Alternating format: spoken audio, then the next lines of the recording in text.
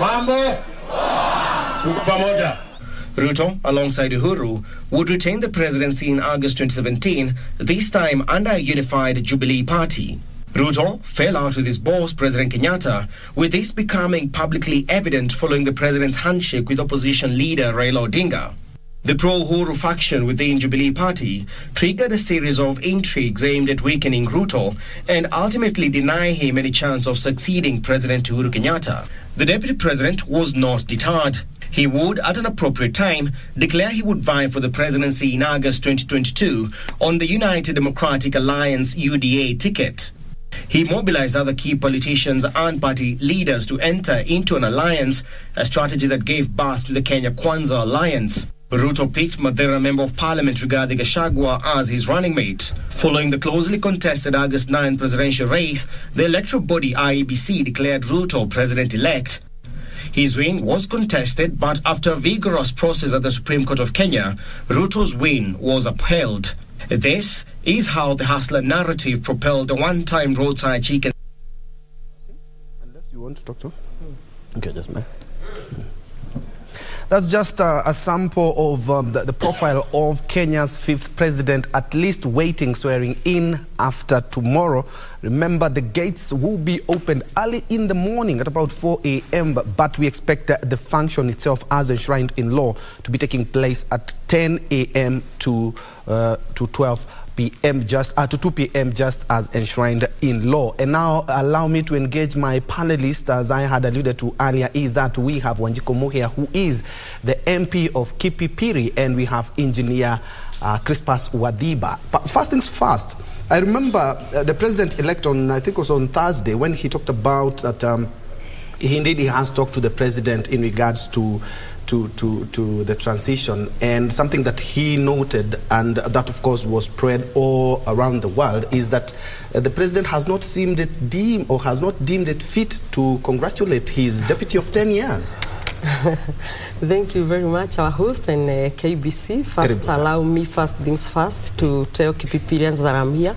They can switch into KBC and watch and listen. And thank you for calling me a specialist. So they see their member of parliament can also chabua these manenos. Yes. So I also thank them. You are with them over the weekend. I really feel for them the rains are very heavy. So the roads are not passable, especially where we are making the roads. But weather belongs to God, and we are doing everything possible. At the moment, some people in Nigeria are trying to fix it through our youth and some other people of goodwill. All right. And I'm sure all will be well. Also, people are looking forward to tomorrow. It's true that the president didn't find it fit, or he didn't consider it a priority to say congratulations. Us as UDA family, we don't take it offensive, because we feel this was not his candidate. However, as a leader in this country, I would say it would have been proper to just tell his brother, hey, I was supporting this side, ni kushindana, and you won, so congratulations. You know, even greetings is not in our constitution, but when I come here, I'm about to greet you as a gesture of goodwill. So people will argue there is no constitutional requirement to say congratulations, but on a humanitarian ground, on that smiling face, to tell someone who has really worked hard and beaten all odds, congratulations, is something worth it. But we move forward. We are easy, and it is politics. And I'm sure also losing where you intended to win is also a blow. So maybe in due course, he will come to terms. The good thing is that even if he doesn't say congratulations, he say he shall hand over with a smile, and that we appreciate. Indeed, and I would like also to pick your mind on the same, Engineer, and looking at the international sphere. They are very keen to see how things pan out in Kenya. Remember, after the election and the dispute, all the cameras were at the Supreme Court, and the international community has also hailed Kenya's election and the dispute resolution mechanism through the judiciary. And the president so far has not congratulated. We expect that at least tomorrow he will congratulate, just like in the football match where we see we do shake hands and we also exchange the jerseys as well. I think you need to appreciate that the global interest about Kenyan politics is because Kenya is one of those most progressive countries in terms of democracy. And therefore, when we have a transition from one administration to the other, the international community and also the regional countries are very keen to support the new administration, and therefore they will always come forward and give their congratulations. Whereas for us here in Kenya, maybe our politics is not as maturing as fast as it's supposed to be, where if you lose, you don't find it fit to congratulate the other. But I want to believe probably the president tomorrow will probably do that congratulation in public. So let us just give him time. If he doesn't do it tomorrow, then we can assume he was not happy with the leadership of Ruto. But I believe what is important is not about the congratulation. What is important that is Ruto to take power and prove to Kenyans that whatever was said bad about him was wrong, and whatever he said is true about himself will be true. So that over the next 5 years, we can see the difference between him and Uhuru. And I believe if given the support that he requires from the county governments, from the National Assembly, from the Senate, from the county assemblies, I believe this government has the opportunity to be able to transform the country, because as much as it was a very thin margin that they won this election with, you've seen the other side has moved on, has accepted. People are saying we need to get used to the presidency of William Ruto. Even people from Luo Nyanza, where you didn't expect them to say Ruto Tosha, they are saying now this is our president, we need to accept that and move on. And that means that as we are today, Ruto is enjoying a lot of support across the country. Even people like Atwoli saying we are ready to work with this person. So he needs to take advantage of that and move this country forward. If there is any legislation that they want to move, this is the time to move it so that we can be able to make the changes that we desire. For me, I am looking for being the Speaker of Nakuru County Assembly, and I'm ready to support the administration of UDA in terms of achieving what the goals they want. Remember, he talked about devolution and entrenching devolution, meaning the county governments will be at the center of that transformation. A lot of devolution has to happen this time around. Yes. The 35% devolution of funds, we must see it happening. Of course. We'll be crossing over to the counties a little bit later on, because a lot is happening. We've seen some governors actually shaking it up, and there are a lot of things that are coming out of the counties. We'll be getting to that. But still on tomorrow's event. But yesterday, very keenly, Kenyans are watching very keenly, and especially when the president-elect speaks. And yesterday in Meru, it was no difference when he talked about what he intends to do, and especially as soon as he is sworn in. And I don't know whether my director, we have that clip yesterday when he was speaking after during a church service in Meru, and talked about the cost of living, bringing it down. In as much as Kenyans want to manage their expectations, this is something that they are looking forward to have that. Let's first of all hear what the president-elect had to talk about in terms of high cost of living and what he intends to do as soon as he is sworn in. Because even talked about as soon as he lets the Bible down, he will get down to business. Let's first of all listen in. This Sunday before his inauguration as the 5th President of the Republic of Kenya, President-elect William Ruto attended an interdenominational Thanksgiving service at Maua Stadium in Meru County. Ruto attributing his win in the August 9 presidential election to prayers and devotion to God, recounting how all odds were against his bid. Hata tukaambiwa na hata tukishinda hiyo kura hatutashinda kwa sababu kuna deep state itaiba kura yetu. Kwa hivyo kwa mipango na makadirio ya binadamu sisi hatukukuwa ni watu wa kushinda. Lakini kwa sababu kuna Mungu mbinguni, jameni. Both Ruto and Deputy President-elect Rigathi Gachagua expressing their gratitude to the electorate in Mount Kenya for voting for Kenya Kwanza, even as they reached out to all Kenyans to work together. Na niseme rais wetu Uhuru Kenyatta, tunamualika kwa heshima. Hatuna maneno na yeye. Yeye atapata heshima yake akistaafu. Tumechukua nafasi kumwalika Kasarani akuje apeane uongozi mchana watu wakiangalia, alafu aende nyumbani apumzike. Yale tumekubaliana ni mambo ya maana: bei ya kahawa, majani chai, maziwa, miraa, muguka. Hiyo ndiyo mambo ya maana. Hii ingine ya vyeo ni nyongeza tu ya kusukuma kazi.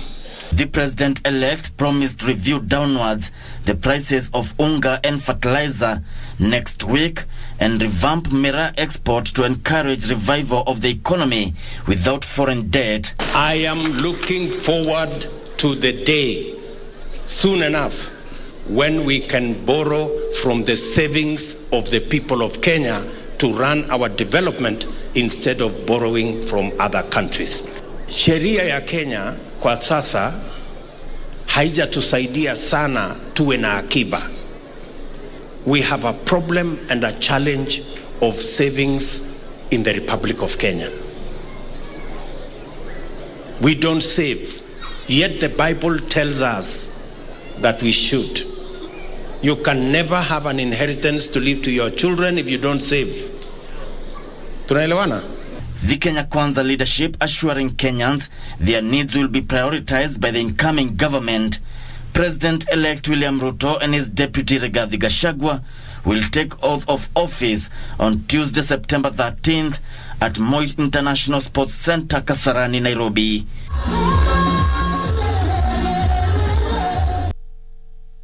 Indeed, that was from Maua, Meru, where the president-elect and his deputy Rigathi Gachagua had a church service yesterday, and the president talked about, you've heard him talk about some of the things that he wants to prioritize as soon as he ascends to power, that is tomorrow, after he is sworn in as Kenya's 5th president. And ladies and gentlemen, hearing what the president-elect had to talk about, and being a miraa farmer myself, I kind of followed keenly in regards to what he intends to do. And the cost of living is something that has nagged all Kenyans so far.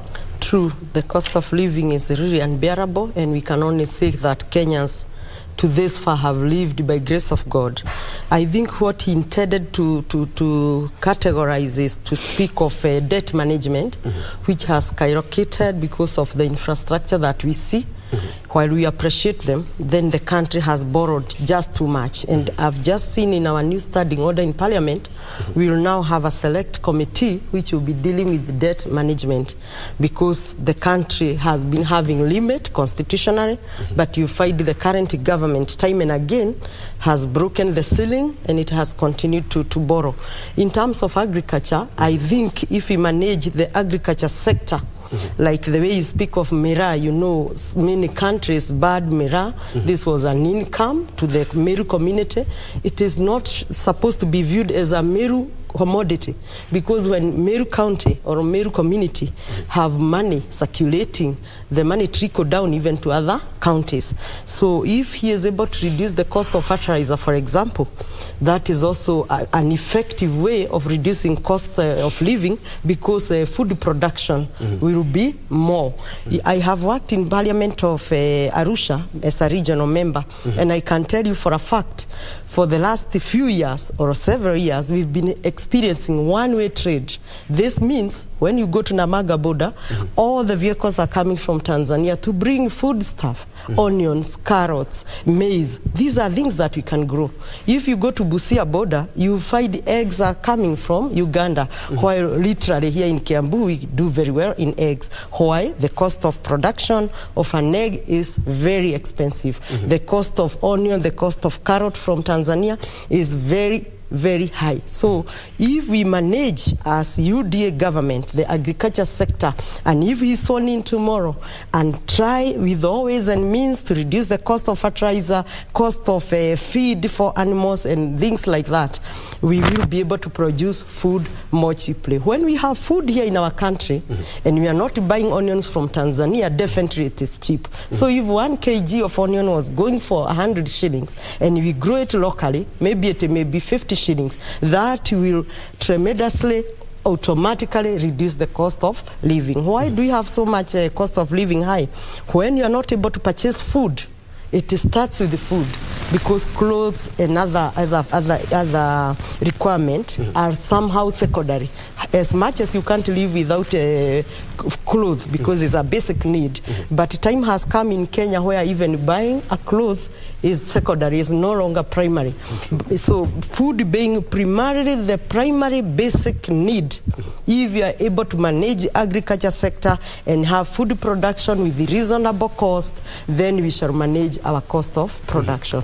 And engineer, looking at the president-elect, he is so passionate about agriculture. Why am I saying this? He has also been the cabinet minister for agriculture, and his presidential flag, okay, this is my assumption, because his presidential flag will have a lot of green, just maybe to signify his love for agriculture. And being the first day that he had an opportunity to speak to Kenyans at the church, he talked about agriculture. There are a lot of things that Kenya is ailing, and you being an infrastructure expert, a lot is going down to ensure that we have enabled the economy so as to be keen on agriculture. And not only that, he has talked about us having our own money, our own financial reserves, of which are quite low. And if we have to move this country forward, we indeed have to have our own home-based solutions, as opposed to what we always look for out there.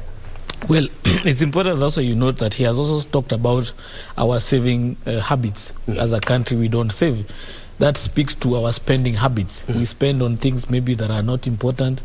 We need to find ways of saving so that we can have that saving or that reserve to be directed to other areas like agriculture, and also lend to ourselves cheaply for infrastructure. I think for infrastructure, we've spent a great deal of resources. It's now for those infrastructural investments to start making a return. And it's very unfortunate that even the member of parliament for Kipipiri is speaking about roads not being there in Kinangop, which is one of the areas that we look at in terms of food production. I come from Nakuru. There are areas in Kuruso North and Kuruso South and Gilgil and Naivasha where they have a potential of producing food, but they lack roads. So yes, we have done infrastructure, but probably we did not reach to the right areas where that infrastructure can serve the purpose. So he has two challenges. One, increasing productivity of food in this country, and also he's being faced what we call climate change at the moment, because climate change issues or climate smart agriculture needs to be adapted right now so that it can be able to be in tandem with the kind of weather we have right now and be able to meet the food production targets that we desire. And the other challenge also he has is that the county governments and devolution. Agriculture is a devolved function, yet a lot of the county governments have not embraced the functions of agriculture very well, and therefore the new the governments that are coming on board, they need to have the capacity that even if the policies at the national level are brought down to the county governments, they're able to adapt them very fast. We are talking about fertilizer. Who is going to take it to the farmer? Is it the county government or is it the national government? The extension services that are no longer there, who is all going to provide them? The inputs that we desire, who is going to provide? So there are a lot of issues that need to be addressed in terms of how we address the issue of food productivity. But I believe that he has made it a priority. Just like in the other administration, they made infrastructure a priority, they will do it. What we need to be very cautious is that we don't make agriculture or food production a priority at a very expensive cost to the government, which will be retrogressive. You may, yes, provide food with subsidies and all that, but at the end of the day, if it's very costly to the taxpayer, then it will be not something good. So I trust that with the partnership with the county administrations, strengthening them, devolution being strengthened, and then the national government in terms of policies and funding, we should be able to achieve a good direction in terms of food productivity. Of importance is, as Kenyans, we need to wake up and being a working nation. Remember when Kibaki took over the country, he spoke about the working nation. What I'll tell you, we've not been a working nation. A lot of us are in tenders, government business. All we want to do is do business with government. We need to stop focusing on doing business with government, doing business for ourselves. Working nation is what we require right now. And I believe what we know about Ruto is a man who wakes up very early to do his work. So I believe Kenyans now have to change. The time of spending a lot of time in bars is gone. The time of spending a lot of resources entertaining ourselves is gone. This is a time to build our nation. And actually, the situation has been exacerbated by other factors, including the high cost of fuel and the economic recession. Exactly. But still on the same, I listened to the whole speech yesterday, and he also put the cartels on notice. And there's something that we had a lot during the presidential debate and the gubernatorial debates. I will deal with cartels, But now he has said that as soon as he lays the Bible down after the swearing in tomorrow, the cartels have been put to task. And of course, he says that he was going to deal with them. True. Just one point going back to agriculture. Remember the unemployment percentage in this country. So indeed, it's a good sector to revamp and to give priority, because it also shall take care of a big number in terms of employment to our youths and any other person. And also one more point. In infrastructure, while President Uhuru, who is outgoing, has done very well, and possibly we have gotten this debt, he has spoken of something very important. Just look at Nairobi Express. It has costed billions of Kenyans tax from its construction. If you look at very, very little percentage, even maybe 1 billion, if it was put in Nyandarua County, which is a food basket which feeds this country, maybe that could have translated better in terms of debt management, because the country would have been fed, employment would have been created, because really some counties, we have many counties, even in Nakuru County, even in Meru, Mount Kenya, quite a number, even some regions in Uasin Gishu, which have full of food basket, but the infrastructure back there is not working, is not possible. So somehow we have to have a balance so that we don't do very well in one area, but it is not serving the purpose. I drive through Nairobi Express. At times, I'm followed by 1 or 2 vehicles. A road that has costed billions of Kenyan taxes, while just $1 billion or less could have opened up Nyandarua County, which would have fed the whole country. But back to the point, you know, this country is an interesting one. And everyone speaks of a cartel. Some people stay in a corner and they make themselves angels. And then they point at you and they say, this one is the wrong one. If it is about corruption, we have seen KEMSA deals, even this infrastructure, we know quite a chunk of money has not really gone to the infrastructure. They were quite some fishy business, but they pretend to be angels, then they point one side that this is the one. So we believe in our incoming President Ruto. He will deal with cartels.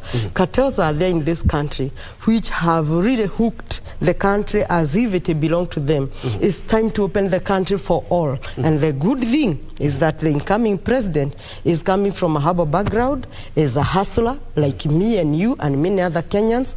And if God has given him that platform, I'm sure if he do away with cartels who manage specific ministries. If you go to the Ministry of Transport, there are specific contractors who will never let it go.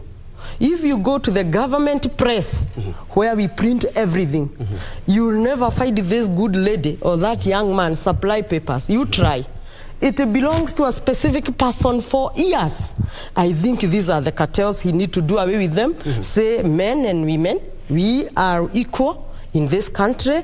We have an equal platform, so let us work as a family so that this country doesn't belong to specific people. One thing he has really mentioned, that we have to become a working nation. May I add on a light note that really this country for the last 5 years, it had turned to social media activist. Every morning, you know, me, I sleep very late because sometimes I come from my constituency very late, or I'm doing some other things. I post on Facebook maybe at 1 p.m. And we have conversation with about 30 people until they start telling me, you sleep. And I'm wondering, why are they also not asleep? So this country has also used quite a number of months, years, and time on social media. And you know where it originated? When there was the issue of Taga. You know, when at president level or at a national level there is a heating debate which is interesting to the mama boga or a very low cadre person, the whole country become interested to this debate, and you can't let it go without your contribution in your own way. So in terms of social media, I think we have really been online, and it is time that we speak of development so that people really concentrate on development manenos. Indeed. And I would still, because at the end of the day, if you're going to be elected speaker, that means that you also have, it will still be trickling down to counties. Why am I saying this? Because look at the county like Kisii. We saw there were a lot of ghost workers, and it's not the only county. If we do a good audit, you will realize that the cartels that we always speak about, and even the president-elect talked about yesterday, are everywhere. And doing away with them is one way of sorting out the issue of corruption, which you bear me witness has dogged the country and counties for ages. What I'll tell you is that by the fact that he has said KBC will be the only source of live feed tomorrow, he has already made it very clear that the end of state capture has begun. So I think the state capture cartels, they have to get worried, because this time around the hustler nation has taken over. But I also want to caution the hustler nation, don't become also a state capture by your own self. So be very careful, be very cautious in the way you manage this whole dismantling of the cartels, because we also need a country after. The private enterprises that have been controlling business in government have done it for a few individuals. We want the market to be freed for everybody to enjoy. Remember when Kibaki was president, I would participate in a tender not knowing not because I have somebody pushing for me. It's a free market, it's a competitive environment where if my bid is good, I'll be able to participate in that business. But this administration, if you didn't know somebody, if you didn't drop a name, you will not get that business. So I'm looking forward to an environment where KBC and others will compete competitively. Well, me as an engineer, I'm able to compete for consulting business competitively. When an assembly like Nakuru is able to do business with other assemblies competitively, without there being one is superior than the other. That is what we are looking for, a free market where every entity is able to participate in an equal playing field.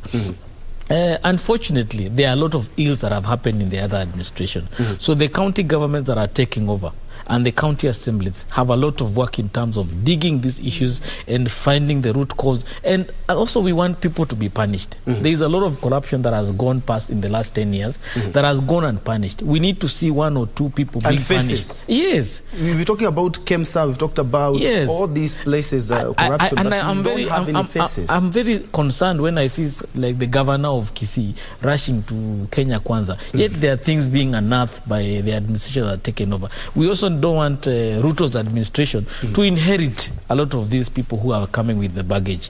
If you are in the other administration, if you are in Azimio, stay there.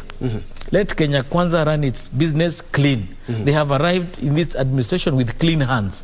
Let not other people come and dirty their hands. I'm looking forward to where opposition plays their role, the government plays their role. And those of us who want to do it, you can be able to do that. Indeed. I think I have a contrary view that let anyone come to Kenya Kwanza if they want. But the line that will be drawn is that if you are punishable, regardless you're in Kenya Kwanza or in Azimio, you should carry your own cross. But in terms of this new home, I think people are excited to come. Some will be shocked because some will be coming with the intention of cover up from where they have come from. But I think let everyone come. In my view, ODM is enough opposition in this country. ODM peke yake is enough opposition. And I want us to talk about strengthening institutions. Yes, and I'll pick from where you talked about engineer. Yes, KBC, we were trending for the better part of yesterday, and that was a national conversation. But I'm not going to go to the merits of the discussion. But the issue was strengthening the institutions that we have as a government, because these are things that Kenyans pay dearly. Each and every month they have to fork out money to keep these institutions running and strong for that matter. I would like you to discuss on the same. And still on the institutions, on regard to the Kenya Kwanza and how we have seen a shift in terms of allegiance. We have seen a lot of people and MPs as well just show allegiance or leaning towards Kenya Kwanza. How are we going to strengthen opposition if this keeps happening? We saw it even in the National Assembly. Thank you. I think ever since Ruto started his campaign, he kept on saying that we shall need strong institutions in this country. But quick to mention, he was speaking of judiciary, DCI, but when we speak of government institution, we speak of institution, even an institution as this, which is paramount to strengthen it, because a government institution is ran by government money. And it should serve the citizens very well because it is their taxes. But what we have seen in the previous years, you find if it is KBC, even the government itself stop advertising through its own media and go to the private. And as a result, the whole country shift from the government-created institution to the private sector. And you find this sector, now they make so much money at the cost of the government institution. So I think it's right to strengthen government institution. Coming to the Azimio Kenya Kwanza is politically correct and politically reasonable for any politician, including myself, to go to the government of the day. But what I know for sure, it is the majority of these Azimio people who are running to Kenya Kwanza now, they never believed in a Ruto candidate. They never believed that he will be the president of this country. Now it is a shock to them because they see, they waited until the curtains were closed and the curtains were removed in Azimio, and that's why even the court case was happening. I believe there was really no need of that court case in my view, but it was just a final bullet to see if their luck could be found.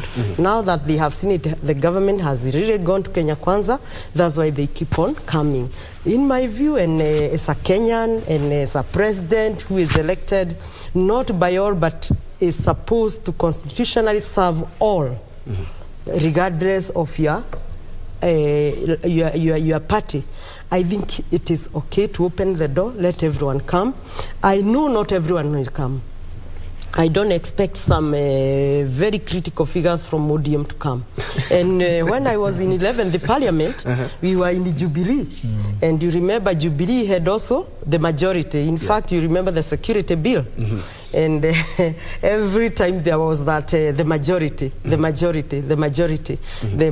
numbers. I don't remember what Gunyi had called it. Tyranny of numbers. Yes. And in parliament they kept on saying this bill is by tyranny of numbers.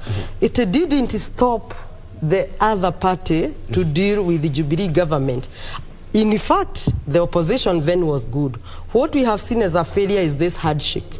When this handshake happened, it collapsed the opposition. And Ruto has clearly and categorically said on day one when he accepted in the acceptance speech that I will not entertain handshake. In my view, handshake is the problem because now you join the government and opposition. But so long as opposition remain and there is a line, let everyone come. You see in South Africa, Marema and a few others, they make a lot of noise and they keep government on the toe. We have just seen in Uganda, Bobi Wine has really pushed Museveni, regardless of the very aggressive system there, which I believe if it was like that system, maybe things could have been different here in Kenya. So I know even a very small percentage of opposition, so long as there is no handshake, can still do the work very effectively. Indeed. And engineer, I will still pick it from where Mheshimiwa talked about in terms of how we make opposition robust. And I'll give a very practical example with Nakuru. Yes. Looking at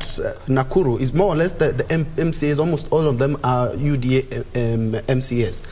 And if you are the speaker, you will be having a lot of tyranny of numbers there. I think your work will be very easy if you ask me. But at the end of the day, we saw what happened at the National Assembly, we saw what happened at the Senate.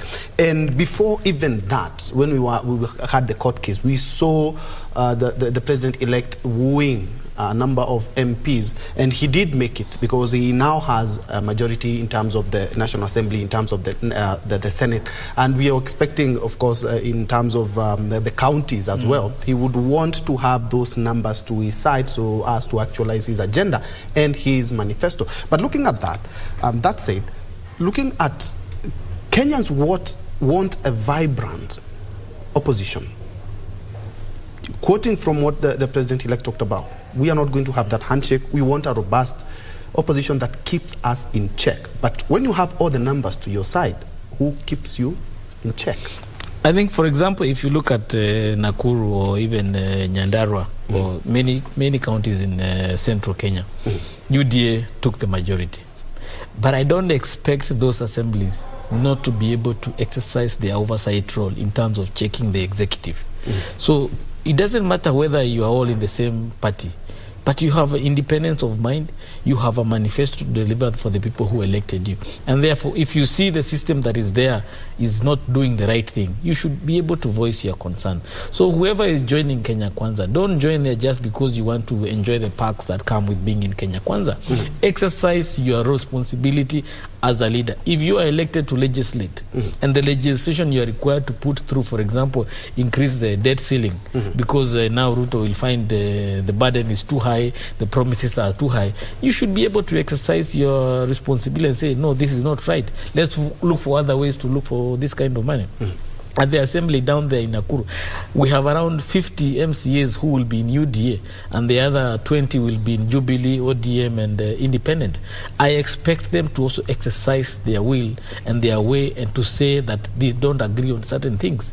For me, is to be able to be the midwife. But I don't believe, even if all of us were elected through Kenya Kwanza, we will just say yes, yes, yes, yes. So Kenyans, we need to mature politically, where we can be able to say, to disagree and agree sometimes, and also agree to disagree sometimes, so that we can be able to have progressive country in terms of the direction we make. If we become a sycophant kind of nation, we will not be able to make the right laws, we will not be able to check the institution that we have in place.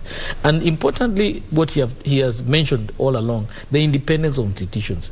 If we have the IEBC independent, if we have KRA independent, we have DCI, if we have judicial independence, we don't need to worry about the opposition being able to check. Those institutions themselves will be able to check themselves and do their work that is required. So we need every institution that has been set up to be able to run by itself, and every elected leader to be able to exercise their own independence at whatever capacity they have. Yes. And beautiful and exquisite are just hardly suitable words to describe how Kasarani looks like. We've seen some photos in preparations for tomorrow. 20 heads of state and government, 2,500 dignitaries, over 60,000 Kenyans. Just underscores how Kenya has really amassed respect in terms of the region. And the US and the UN and the China have said they're going to send a strong delegation. That just underscores how far we've come in terms of our foreign policy and how we relate with our neighbors. Quite different from when Jubilee was taking government in 2013. You remember the choices have consequences. Yeah. But in 10 years, we've been able to do a lot, and a lot of footing by companies and institutions right here in Kenya, just to underscore how far we've come.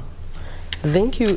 Kenya is a strategic country to any bloc, be it our very own East Africa region bloc, be it African Union, be it West or East, because you see, by the virtue of its location, Kenya is very strategic in terms of business. By virtue of its democracy, that is in terms of the political standards, I think Kenya, we are above board. And not to mention that 2013 we had the baggage of ICC and there was choices of consequences. I would say that Kenya for the last 10 years has grown in faster steps that have given confidence to the whole world, and everyone is looking forward. And it's a good gesture that America, one of the strongest economy in the world, China, which is also upcoming, and even the neighborhood are sending strong delegation. This is a good gesture, and I'm sure our president will be able to have even more confidence when he's settling in his office, because when you have the community around you positive about your leadership, then you have a better opportunity even to serve your nation. But ideally, majority of them would be coming, of course, in terms of expectation to do business in Kenya, and thus calls the legislatures at county level, at National Assembly, at Senate, even at regional parliament, also to be alert. Because we have seen that this West and East are also quite selfish at times. They may come and try to impose what only benefit them. I would really look forward to see what benefit both Kenya and those who will be coming. And still speaking from Mheshimiwa, is talk about that, of course, there are some who will be coming with vested interest because they now know that we have a new administration. But what would you say in regards to how the formation that they even talked about, that we will be coming to the inauguration, and how our foreign policy has come a long way in just 10 years? We've been able to overturn everything, and we are now the darling of the region. What I'll tell you, we are coming from COVID. As a world, globally, the economy is struggling. Inflation is everywhere. Fuel prices are very high. There is war in Ukraine and all that. And Africa is one of the continents that is showing a promise. 80% of the population in Africa is very young. The land mass in Africa is quite large. If we were supposed to replace Ukraine with another country where we can produce grain, it can only be found in Africa. The issue of technology, innovation, and digital-driven economy is growing fast in Africa. So therefore, all these countries are coming to do business. Let's not fool ourselves. They are not here for pleasantries of having a cup of tea. They are here for business. Are we ready for business? Did you elect a governor who is ready for business? Did you elect a county assembly that is ready for business? Did you elect a national assembly that is ready for business? Did you elect a senate that is able to do business? So those are some of the issues. With the administration that Ruto will put in place, cabinet secretaries, PSs, are they ready to do business? So I'm looking forward to see that, yes, people are ready to do business with us, but are we ready to do business with them? This is an opportunity for us to really transform ourselves. All this money we've been borrowing expensively. Our country, in terms of the economic value, we are 6th in Africa. When they took over, we are around 10 or 11. Now we are 6th, meaning we can be able to negotiate better deals in terms of the kind of investments we get. But when we get these investments, are we able to transform them in terms of a return? For me, I always look at the county governments that we have invested in for the last 10 years. Over 3,000 billion Kenya shilling has been invested with county administrations. Have they also shown a return? Are the revenues from those counties been able to increase? We know, like Nyandarua, the value of the economy has increased from position 6 to, I think, the number 4. Nakuru is number 2 in terms of the value of the economy. Have the other counties been able to grow despite the money that has been put there? So we are looking forward to see that the administrations we have put at the county level, at the national level, may also be able to do business with these multinationals. And over 10 years from now, we can see the benefits. We want to be a middle-income country. Remember, we still have the Vision 2030, which is now 8 years away. So in 8 years' time, we need to achieve our middle-income status as a country. And that cannot be achieved if we are not ready to do business. All these people are coming because we have put in place policies showing that as a country, this is the direction we are going. And therefore, those who have been put in office, please don't do politics.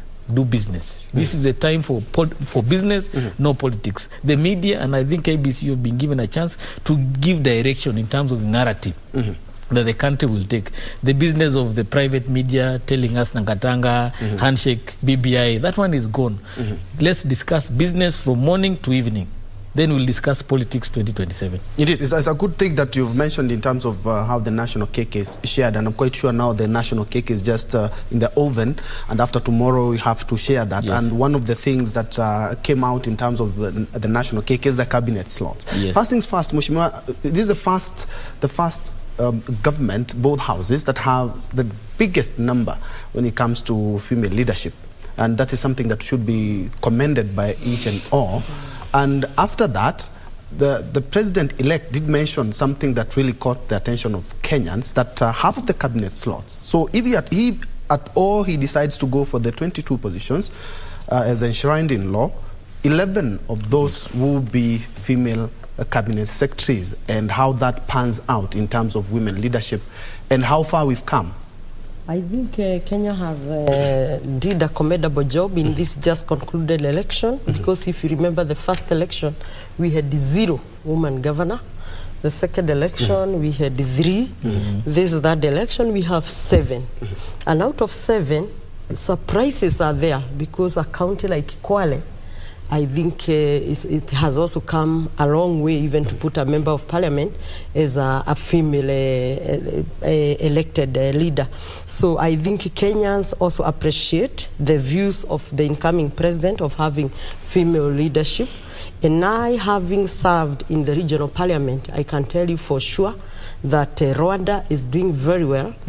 A country that came from genocide with the death of 1 million plus, and when President Kagame took over, he did defeat some few women in the Ministry of Water, Education, Health, Infrastructure, which looked like the country was not expecting anything tangible to be done by these women. But the country was shocked, surprised that when women get to business at 8, they leave the office at 5, and not to despise men that they leave early.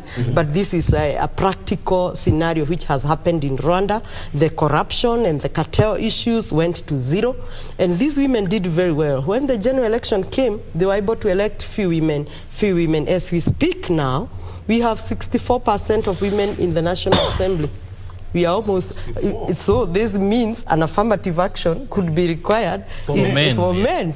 But you find that the population there is very happy. If you look at the growth of Rwanda, why it not that it has a small population of about 12 million people? If it had a population like Kenya, where we have almost 50 million, I think the GDP will be amazing. If you go to Rwanda by yourself, you see how clean everything is, orderly everything is. Today they have Rwanda Air. They are not even flying with our airline, which has opened quite a number of airspace, and they are flying to many destinations of the world today. So I think people have come to accept women leadership, which is a positive thing. For president to say that he will give 50% to the women is very much welcome. We are looking forward and to strategic ministerial, because time and again we have had the women ministers serve in the Ministry of Gender, maybe Ministry of Sports. We are looking to strategic ministries like water, like health, even infrastructure. We dare say even treasury we can handle. So we are looking towards that, and this will not just be business as usual. I know with a number of women in that cabinet will make change. Remember, if you look at the mathematics in the parliament today, many women MPs came back. Look at Jen Kihara, Alice Kadara, quite a number of women came back, unlike a number of men. This tells you that the voter had recognized and appreciated the women MP in the constituency, and I think this can translate to the national level, and we look forward and we are waiting, and we are hoping that this shall happen well. However, we have experienced a nasty, not very, very, very good experience during the regime that is just concluding, particularly the first 5 years, where the constitution was new, and we had to put technocrats. They didn't go very well with the politicians. Politicians, by all means, are representative of the people. I am in parliament to represent the people of Kipipiri. So I know very well where water is needed, roads are needed, and I need a cabinet secretary. When I go and say that this is happening in Igeta right now, and I need the emergency kitty to be added maybe to my emergency so that we save the situation, the cabinet secretary can view that as a priority because he has a political background. We have seen even President Uhuru tried to put some few politicians in his second term. So I don't mind if we have a full house politician, but of course it can be balanced. But we are changing the standing order of parliament parliament, and the ministers will be required to come to parliament. I have this experience in Arusha because the ministers of EAC are members of our regional parliament. So when you are in parliament, they sit with us there in Arusha, and we ask direct question to them, why we having very long queues in Busia, and you may not know because it is not mainly broadcasted, but time and again we see within 48 hours at Busia the queues are shorter. So it is very important to have ministers who have political background, and if they'll be coming to parliament, it will also be very good. All right. Let's have a quick break, but we'll be right back. And when we come back, of course, we will be crossing over to Kericho. We have a very own Simon Achola, who will be with one of the politicians who have seen it all, has seen President come and go. Well, who that is, we will be crossing over a little bit later. But first of all, let's have a quick break. We'll be right back.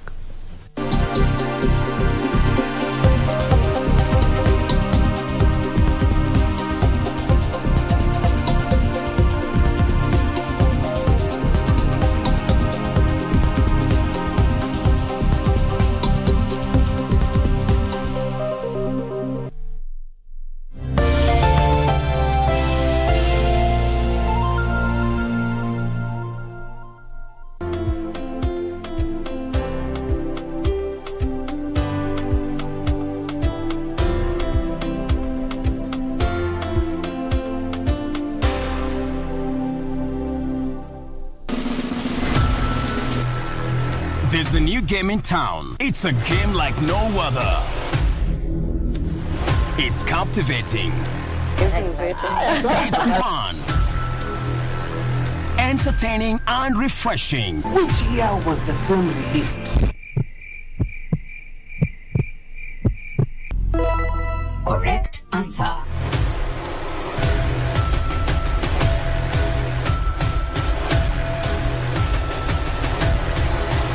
Don't miss out on the Second Chance television game show, premiering on Channel 1.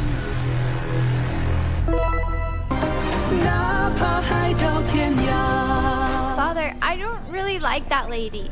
Don't let her stay here with us. I can see that she wants to marry you and replace my mother. I thought they would lock you up for a few decades. Hey! You're the one who gave me the idea. You really scared me. And you, every time I see you gossiping. Glad I didn't marry you. Your mother isn't coming back. Why not? Didn't you say as long as that lantern keeps burning, Mother will come back one day? The flame went out. What happened, Father? Did Tanner knock it over? Enough.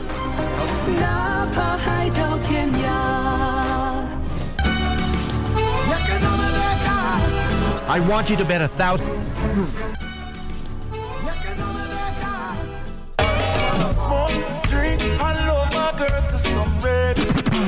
Wagwan Rasta. Kumbuka kila Monday ni Iris serving you nothing but the best in reggae music. Aisha ni yangu. Washugulika na yako. And on Tuesday, it's all about Kenyan music, bringing you the best from the 2-5 flow. Brand new wheel just hopped in. And of course, to all you hip-hop heads, we've got you covered each and every Wednesday. Not forgetting, we've got some R&B on the side. Let me a jiggle, let me see, and let me see the woman that is with me. Now, every Thursday, tunavuka border across Africa to bring you nothing but the best for Afro Thursday. Ready for burn up warning, someone's playing. And on Friday, we do it live with me, Emily Bai. And me, DJ Koljax, on the ones and twos. Not forgetting DJ_Lizadiva Pale Pia. Make sure you get interactive from 4:30 to 6 p.m. Hashtag KBC Club 1.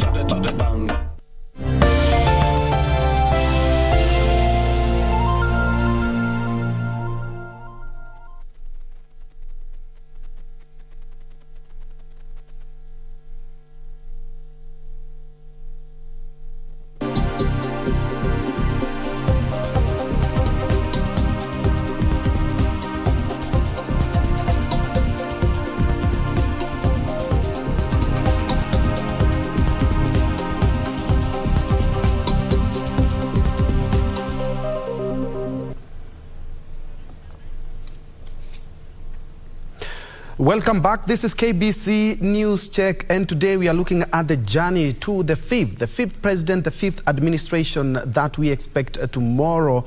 The gates will be opening at Kasarani from 4 a.m. Kenyans need to go there and have their seats before the main functions that will be taking place between 10 and 2 as enshrined in law. That will be the inauguration and swearing in of Kenya's fifth president, Dr. William Samoei Kipchirchir Arap Ruto. That is tomorrow. But we are trying to put things into perspective and looking at some of the things said and some of the things that his entry will be having. And I'm joined by MP Kipipiri, that is Honorable Wanjiko Muhia, and also we have Engineer Crispus Wadimba, who we are putting things into perspective with. And before we went for a break, we were talking about women leadership and how we expect the cake to be divided. And I would like you I would like to pick your mind on the same, because Nakuru County has set an example that other countries are finding quite hard to beat when it comes to women leadership. Yeah, in Nakuru we have 4 elected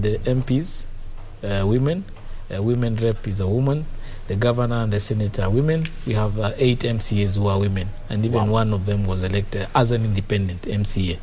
So it's quite exciting in terms of the leadership we have right now in Nakuru County. But as Madam has said, if you go to Rwanda, they have consistently had a majority of women in parliament over the last 14 years. And that has been very good in terms of the transformation that the country has felt. Allow me to cut you, and for good reason. We are now crossing over to Kericho, where Simon Achola is with Franklin Bett, a seasoned politician. He has been State House Controller. He has worked with virtually all the presidents, and he has seen it all. Let's hear what Achola has to say together with Franklin Bett, live from Kericho. Well, thank you very much, John. Bentre Njue, I'm sorry for that. Of course, we're coming to you live from Kericho County, and we've been on the trail of former State House Controller Franklin Bett, and of course, he's also been a cabinet minister. And of course, when you're talking about the intricacies that revolves around transition, and of course, the emotions that surrounds that particular period, there's no better person or no better than Bett in terms of actually divulging what exactly goes on behind the curtains, and of course, what exactly goes on in the minds of these state officers who are actually now seeing a regime going home and another coming in, the anticipation, of course, the apprehension and everything. So, Mheshimiwa, karibu sana. Thank you very much. You've not been in the limelight for quite some time. By choice. By choice? Yes. You've been, of course, up and down, going about your own business. I've been going about my own business. And at the same time, also allowing the younger people to start learning the ropes of this trade, the ropes of leadership. So that's what I've been doing for the last several months. Of course, I stood with the current governor of Kericho. I supported him fully, and I campaigned for him because I thought he's a better choice.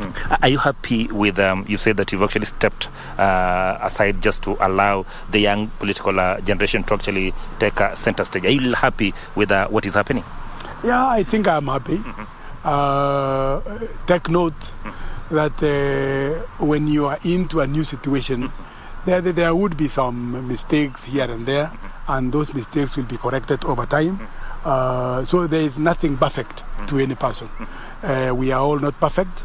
We are all able to learn, able to correct those mistakes. But the most important thing is the ability to accept a mistake and correct that mistake. And move forward. And move forward. Fantastic. When you're talking about accepting new situations, new happenings, of course, there's no better person than you, because you've been a State House Controller, and of course, you've also been a Cabinet Secretary in this country. Just paint a picture for us. What exactly happens just before we move into the next regime? I want to disabuse the people of this country from that notion that there are intricacies being played in assumption of power by a new regime. Why am I saying that? There are specific laws that govern assumption of power. You begin with the Constitution of the Republic of Kenya. It specifies how it is done. First of all, the election, the declaration of the winner. And after the declaration of the winner, there is a period given for any person who is complaining, who would then have the chance to go to a court of law, in this case for the president, the Supreme Court. And the motions of the Supreme Court have got also their timelines. And after those timelines are completed, then there is the judgment or the ruling by the Supreme Court. And the law says after 7 days, you expect the new president-elect, to be sworn into office. So there is also a complete piece of legislation, Assumption of Office Act. It's there, and it details all the procedures, who is supposed to do what, and the chair of that committee is usually the head of the public service. The public service that is incumbent. That's why you are now seeing Joseph Njue heading that assumption office. And that law details one step to the other.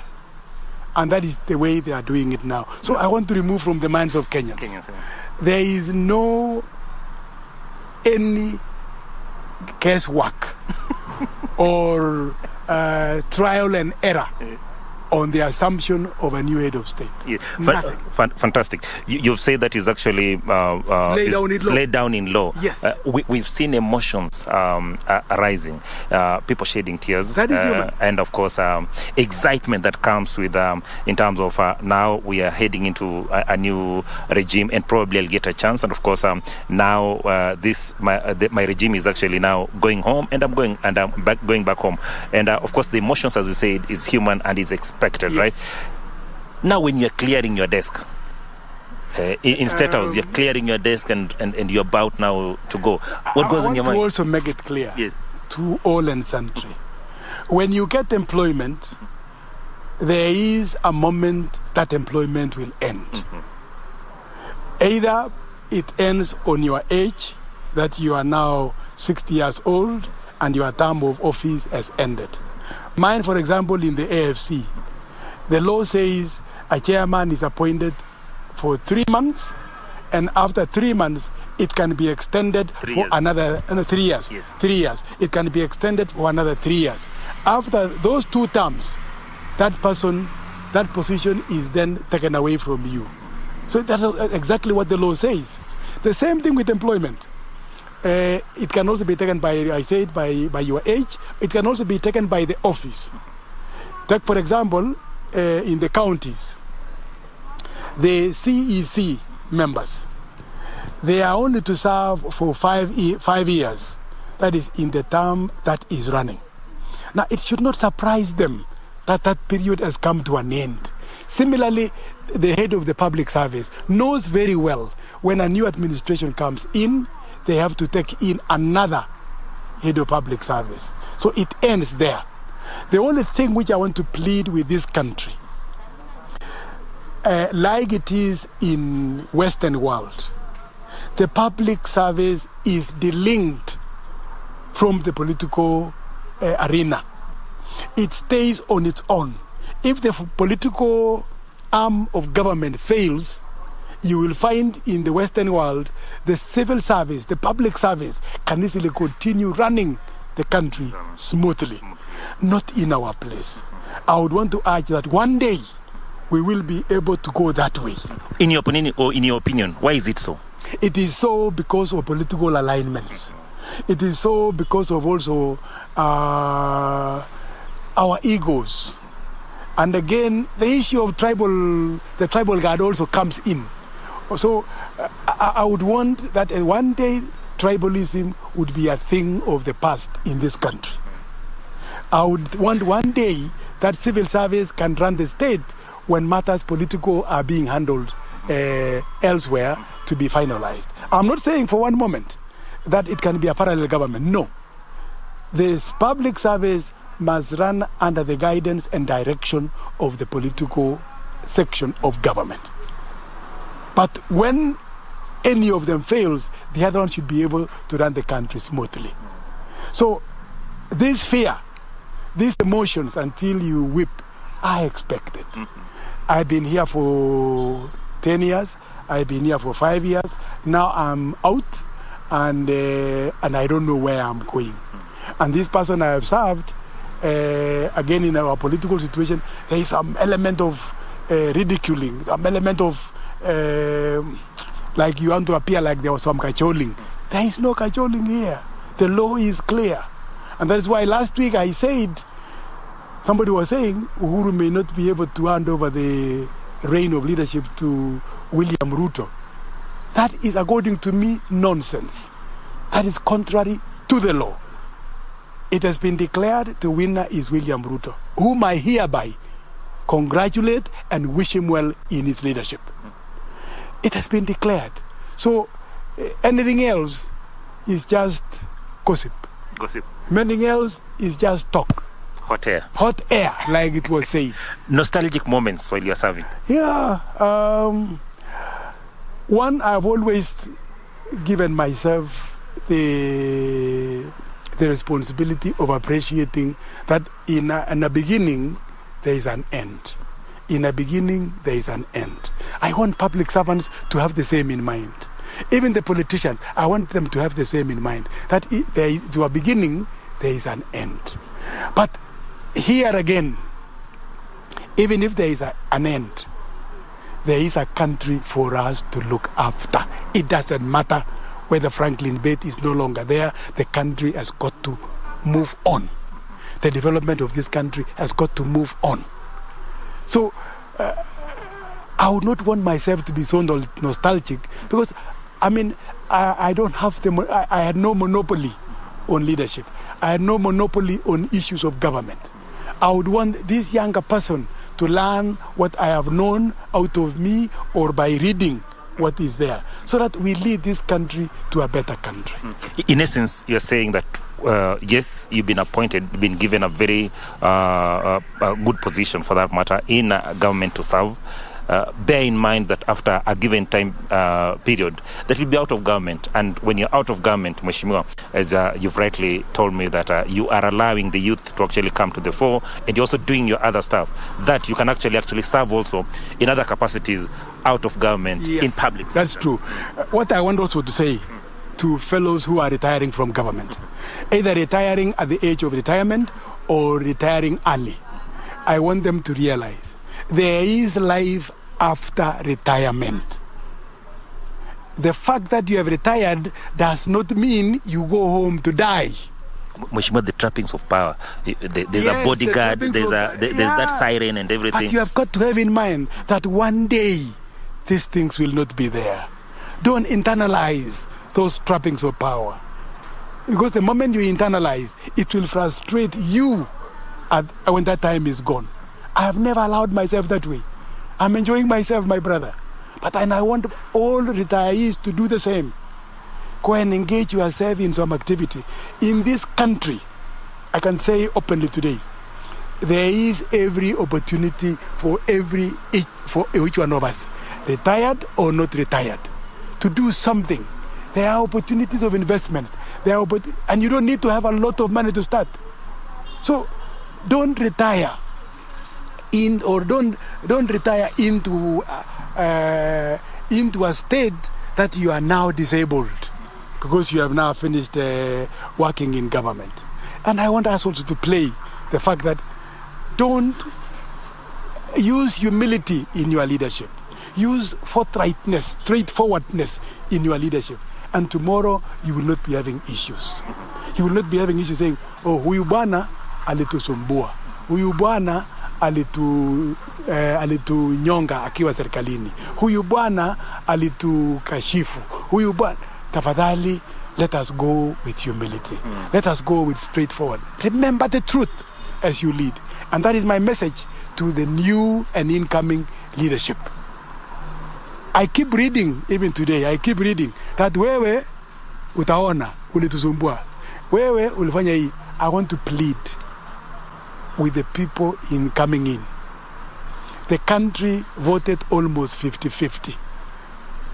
Let us not engage division in the country. let us bury division. And the only way to bury division is to forgive one another, to accept one another. I am appreciating the incoming president, President William Ruto. I'm appreciating him. I've been seeing him receiving the losers who are on the other side, who are in Azimio. That is good. That is perfect. Because you are saying, in Kalenjin, we say, ukipigana mieleka na mtu, na ukisha angusha yeye chini, usifuate yeye chini.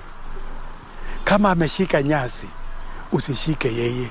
Hiyo ndio kitu ambacho ninaomba Wakenya wote ambao wameshika hatamu ya uongozi. As an elder sitting out of the government and of course political life, you are alive to the growth that this country is having in terms of political maturity and institutional maturity also. From where you sit, are you happy with what you've seen? We saw an election in 2001. We saw another one in 2007. We have seen another one in 2013, 17, and 2022. Yeah. We are no doubt growing. Are you happy with the growth? Yes, yes. In fact, particularly, I want to congratulate each and every Kenyan who participated either by voting or by being present in this last election. The whole world was expecting Kenya to explode, but thank God, peace prevailed. Why did it prevail? Because of the maturity of our people, because of our people accepting realities, accepting the law. When the Supreme Court ruled, I was amazed. A fellow in Kondele said it is over and we want Raila to come home. I mean, that was heartwarming. That was good. I was seeing maturity. I was seeing people who are learning. I was seeing people who are appreciating peace, and that peace is development. So that touched me a lot, because when I try to remember what happened 2007, my heart simply goes down. I simply get depressed on what happened that time, because I played a lot in bringing down those the hot air that time, not this hot air of of this petition.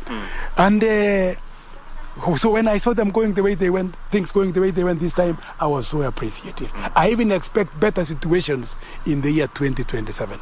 And the only way to expect even better is for the winners of this election to embrace their opponents.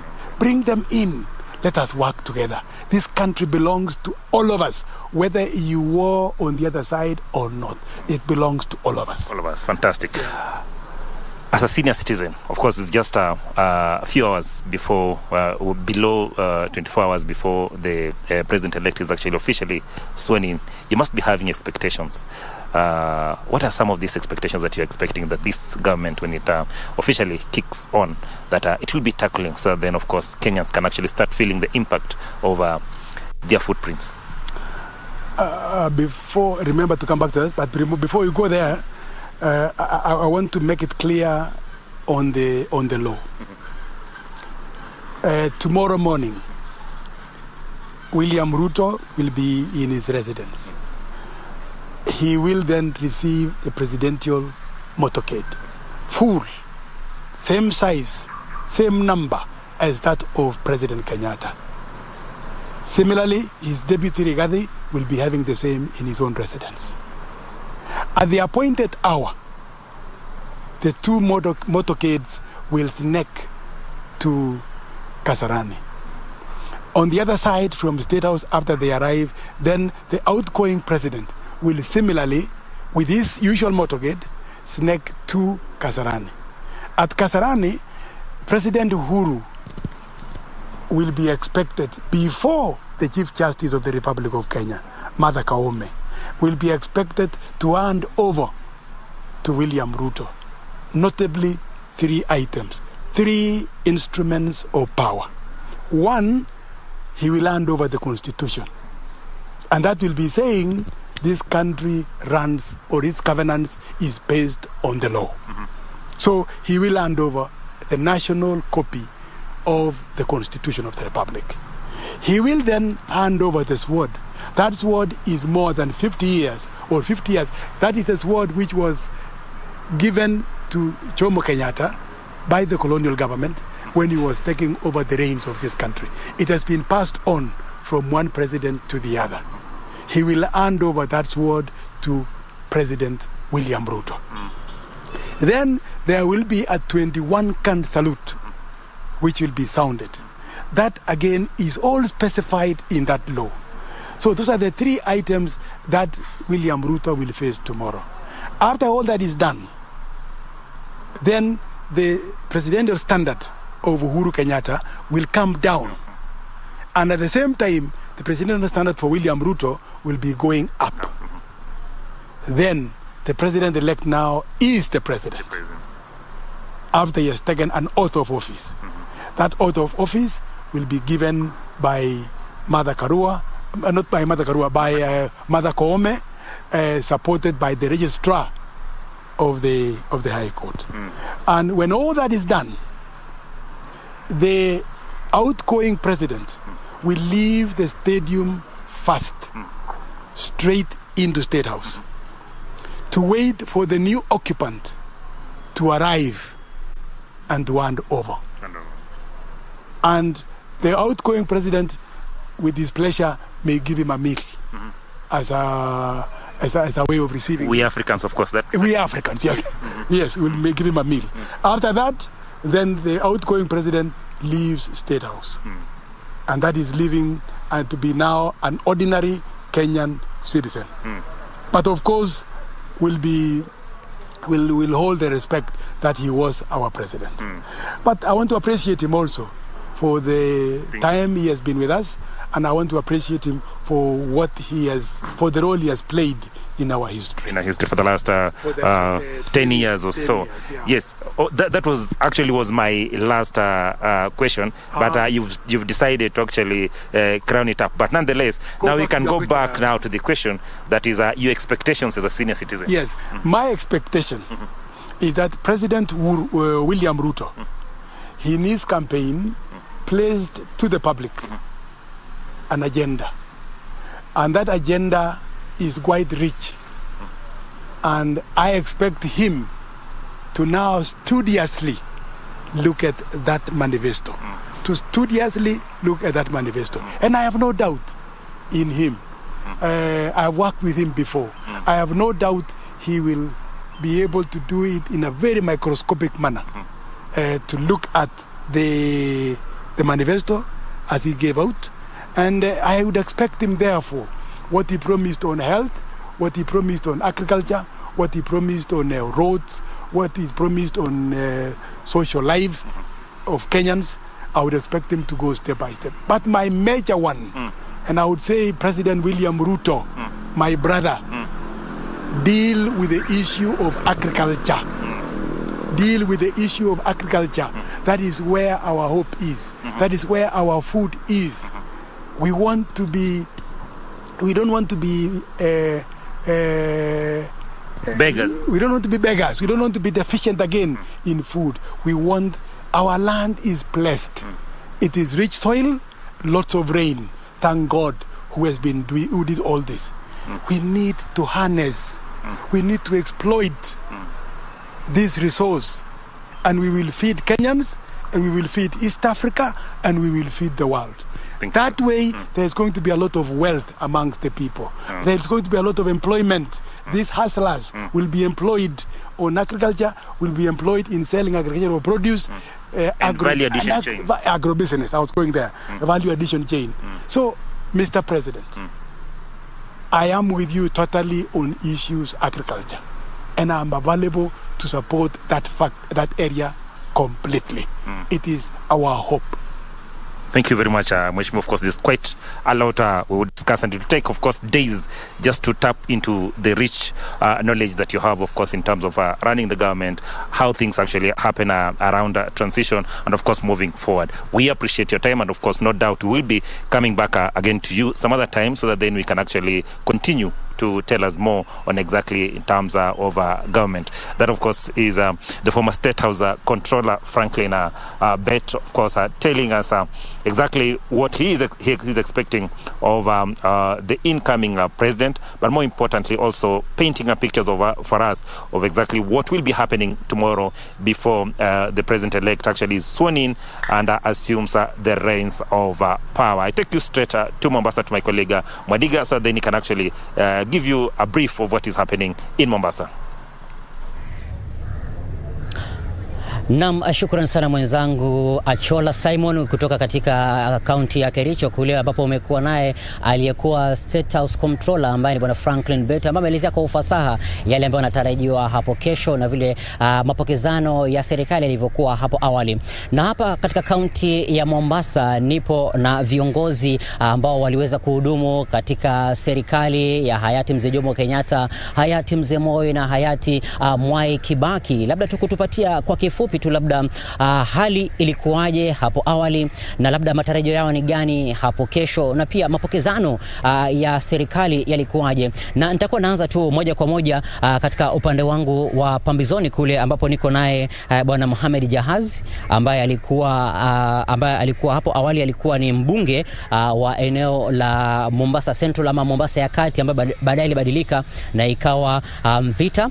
Na pia vile vile katika upande wa pili niko naye bwana Rajab Sumba ambaye alikuwa ni mayor katika kaunti ya Mombasa. Na tuanze tu katika upande ule wa pambizoni kule, bwana Mohamed Jahazi, tueleze tu kwa kifupi serikali hapo, mapokezano ya serikali katika awamu ya kwanza, awamu ya pili na awamu ya tatu ilikuwaje? Asante sana. Nataka kupeleka kwa niaba ya baraza la wazee kupeleka salamu zangu za kheri kwa Wakenya wote, na hususa kwa rais wetu William Samoei Ruto ambaye ameshinda kwa kishindo kikubwa sana, akawa sasa ndio rais wetu wa 5, na naibu wake bwana Gachagua, na wana Kenya wote kwa kupiga kura kwa salama. Na leo kesho, yani tuachukua hatua ya mwisho ya kupokezana uongozi baada ya kumalizika kwa uongozi wa rais wetu ambaye sasa ndio mstaafu Uhuru Kenyatta, akimpa uongozi rais mpya William Samoei Ruto. Na tunashukuru Mungu kwamba kila mambo yamepangwa na yatakuwa sawa, hakuna mvutano wote wa kupokezana urais huu. Hapo nyuma nafikiri hatukuwa na vita vikubwa. Kama mnavyojua, rais wa kwanza aliaga kabla hatajamaliza mhula wake siku hizo. Kwa hivyo hakukuwa na tabu kuwa nani atamrithi, kwa sababu alikuwa tayari kuna makamu wake na alimrithi bila tabu. Maneno lakini alimrithi bila tabu. Na alitawala miaka hiyo zaidi ya 20 mpaka mwisho wake, naye pia akawa anapokelewa urais wake na rais Mwai Kibaki. Hapakuwa na vita, hapakuwa nini. Alisalimisha upanga kwa salama salimini na nchi ikaendelea. Na sasa baada ya hapo tena Mwai Kibaki naye pia alipomaliza, hapakuwa na tabu yoyote ya kuhandover.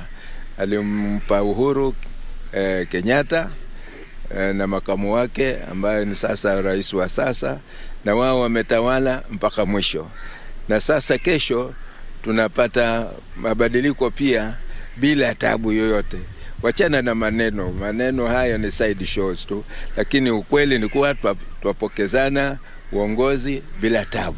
Kwa hivyo pongezi sana kwa wananchi na nchi nzima ya Kenya kuonyesha mfano mzuri Afrika nzima kwamba kwa muhula wa 5 mambo yetu yenda shwari bila tabu yoyote. Siasa ni kugongana tu, lakini mwisho mmoja anashinda na mmoja anashindwa na mambo yaendelea. Kwa hivyo tuna tradition hiyo, na inshallah nafikiri itaendelea hata baada ya hii itakuwa ni hivyo hivyo. Shukrani sana Bwana Mohamed Aijaz ambaye alikuwa hapo awali mbunge wa Mombasa ya Kati ambaye alibadilika na kuwa eneo bunge la Mvita. Na hapa pia karibu yangu hapa karibu katika upande wa kushoto niko naye aliyekuwa meya katika eneo ama katika kaunti hii ya Mombasa, Bwana Rajab Sumba. Tueleze tu kwamba katika mapokezano haya ya serikali umekuwa katika awamu ya kwanza, awamu ya pili, awamu ya tatu, awamu ya 4 na sasa kuna awamu ya 5 ya uongozi ambayo inaingia. Wewe ulikuwa ni meya. Mapokezano ya serikali wakati huo yalikuwaje? Ilikuwa labda kutoka Mombasa, mko labda mnatuma watu Nairobi kwenda kusherekea kama kuwakilisha pwani, ama labda baada ya rais kuweza kuapishwa walikuwa labda anakuja Mombasa anakutana na baraza la wazee? Kwanza nasema nashukuru sana vile bwana chairman alivyozungumza hapa. Mpaka huu umri tulofika tumepitia mambo mengi. Tumshukuru Mwenyezi Mungu kutuweka kushuhudia haya ambayo yanapita hivi sasa. Natoa hongera kwanza kwa rais mteule ambaye kesho anatawalishwa, Bwana William Samoei Ruto. Na hapa Mombasa kwanza tulimwombea dua. Wakati alipokuja hapa tulimwombea Mungu katika uwanja wa Bohora Sports Club, na wakati huo bwana chairman ndiye alikuwa mbele kamwombea Mungu kwamba amsaidie ili aweze kuingia katika kiti hichi. Na tunashukuru dua zetu Mwenyezi Mungu alizikubali, na leo tunaona Rais William Ruto anachukua kiti kesho katika Kasarani. Na hapa Mombasa wakati wa zamani, kwa sababu huu ni mji wa zamani, ni mji wa watu ambao wamestaarabika kweli, mji ambao umepokea watu wengi.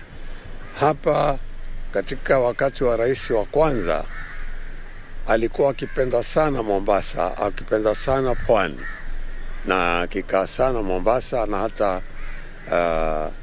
mtaona kwamba hata kifo chake pia kilitokea hapa Mombasa. Na ikawa mapokezi yake yalikuwa rahisi kwa sababu naibu wake ambaye alikuwa ni pia marehemu Rais Moi akaweza kuchukua kiti bila ya uchaguzi wowote. Na yeye Rais Moi alikaa katika kiti kwa miaka 24. Wakati huo sisi hapa Municipal Council ya Mombasa, mimi niliweza kuwa meya wakati nilipochukua kiti hichi kutoka kwa meya aliyekuwako marehemu Bwana Abdallah Mwidao. Na baada ya kuchukua kiti hichi, wakati huo hizi municipality na county pia council hazikuwa na nguvu za kutosha. Kwanza pesa zilikuwa kidogo, ilikuwa budget ya municipality ya Mombasa ni kama milioni 6-7 hivi basi. Na hizo tulikuwa tukitumia kufanyia kazi hapa Mombasa, na ziliweka mji huu safi kabisa. Mji ulikuwa safi, maji tele. Lakini hivi sasa kidogo kuna shida.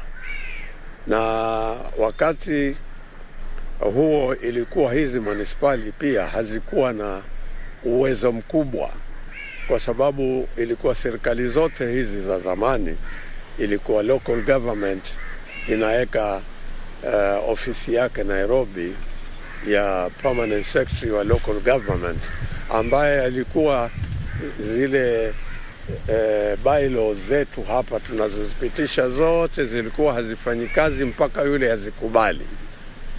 Na kulikuwa na matatizo kwa sababu yeye mara nyingi hawa permanent secretary wa local government zamani walikuwa ni watu wa kutoka bara. Kwa hivyo walikuwa hawaelewi mambo ya hapa yanavyokwenda. Kwa hivyo hata akikubali ilikuwa lazima apate mtu hapa kifitina hivi amwambie ndio aseme hii pitisha, hii usipitishe. Kwa hivyo sisi katika municipality zamani hatukuwa na uwezo mkubwa. Meya ilikuwa uwezo wake ni ile bendera tu basi, apepee bendera hapa na hapa, lakini alikuwa hana uwezo meya wa haja. Bwana Rajab Suma ambaye alikuwa ni meya wa hapo awali katika kaunti hii ya Mombasa, aliwahi kuhudumu katika serikali awamu ya kwanza, awamu ya pili na awamu ya tatu, na ni viongozi ambao wana weledi mkubwa katika masuala ya uongozi na pia vile vile katika masuala ya kupokezana mamlaka, na unafahamu fika haswa mahitaji ya wananchi na pia vile vile wapiga kura. Na tayari ukitazama mtazamaji, ni kwamba kwenye televisheni tayari kule jijini Nairobi katika uga wa Kasarani ni kwamba tayari matayarisho ni mpito wakiendelea kujitayarisha kwa siku ya hapo kesho. Kumbuka kwamba tunarajia hapo kesho rais mteule Daktari William Ruto kuweza kuapishwa katika serikali awamu ya 5 ama rais wa 5 katika taifa la Kenya. Kwa sasa mipangilio yote itimamu, bila shaka yote yamewekwa katika njia ambayo inakubalika kisheria, na kumbuka kwamba pia wanahabari wetu wapo tiste katika maeneo mbalimbali katika taifa hili la Kenya ili kuweza kukupa taarifa lukuki kuhusiana na ile ambayo yanajiri na pia vile matayarisho makuu. Na vile vile wakati tukiendelea kujitayarisha kwamba Kenya kwa sasa ni kwamba Wakenya ni furaha mputo tukingoja hapo kesho baada ya rais kuapishwa. Je, yale yote ambayo alikuwa ameweza kuahidi wananchi wa Kenya wakitarajia ama wakiwa na matumaini makubwa kuweza kuhakikisha kwamba serikali inayoingia katika awamu ya 5 itawafanyia nini na Kenya itakuwa wapi katika miaka ijayo? Lakini pia vile vile nikirudi kwako Bwana Mohamed Jahazi, kumbuka kwamba pia vile vile wewe ni kiongozi ama ni mwenyekiti katika baraza la wazee katika kaunti hii ya Mombasa. Labda tu tueleze kuna utofauti gani mkubwa wa sasa na hapo awali? Je, kukuja kwa katiba mpya labda kulibadilisha mamlaka kamili ya rais, na pia vile kuna utofauti gani ikilinganishwa kwamba nyuma na sasa na baada ya kuja kwa katiba mpya? Nafikiri katiba mpya ilibadilisha mambo fulani lakini mpaka leo ujue rais ni rais. Rais ni rais. Kwa hivyo yale mabadiliko yaliyoko ni kuwa watu walikuwa wasema rais alikuwa na maguvu mengi sana, apunguziwe uwezo wake, yani so kuna sheria hapo ambazo zinamgonga rais yote ambaye atapita kiasi katika madaraka yake akajipanua zaidi. Kwa hivyo kuna mahakama ambayo ni independent inaweza kumpiga break. Nasikia tumeona pia hivi karibuni mabreak ya mahakama yakifanya kazi, na tumeona pia institution nyingi ambazo ina balance mambo na kutofautisha kati ya serikali na judiciary na mambo mengine. So hii kwa tofauti hapo, si ndogo kubwa, lakini pia rais bado ni rais. Kwa hivyo nafikiri tuangalie sasa wewe rafiki, rais wa 5, usikie bwana, iliyobaki ni kuwa bahati nzuri ni kwamba huyu rais yule alikuwa na staili nyingine. Amezunguka nchi nzima akifanya mikataba na jamii ya kila sehemu ya nchi. Kwa hivyo anaingia madarakani na ajenda tayari ishatengezwa. Akija Mombasa hapa tushamwambia sisi bwana, mpaka huduma za bandari zirudi hapa, kwa sababu tulikuwa tutegemea bandari huduma zake kwa maisha. Leo Mombasa waiona ilivyo, majumba yote hamna biashara, hata matukutuku yamepungua hata mahali fulani. Hata yule kobe aweza kukross barabara kwa salama mpaka ngambo ya pili bila gari kumgonga, kwa sababu hata magari yenyewe yamekwisha. Kwa hivyo uchumi wetu hapa umezorota kabisa, na tunawaambia hao waliochaguliwa wapya wajumbe wetu wasiangalie mambo ya kuabudu nani au nani, waangalie hali ya nchi ya mji wao na kaunti yao iko hali gani. Maskini wamejaa, mama naomba, mjukuu naomba yuko barabara, na mama yake naomba pia. Ni aibu, au sivyo? Tulikuwa tutegemea bandari na utalii. Corona imemaliza utalii. Bandari huduma zinkwenda sijui huko, tuambiwa ziko Naivasha. Kwa hivyo tuamuombea kwamba mpaka anayevuta ngoma huvutia kwake. Kwanza lazima tutetee hapa Mombasa hali yake.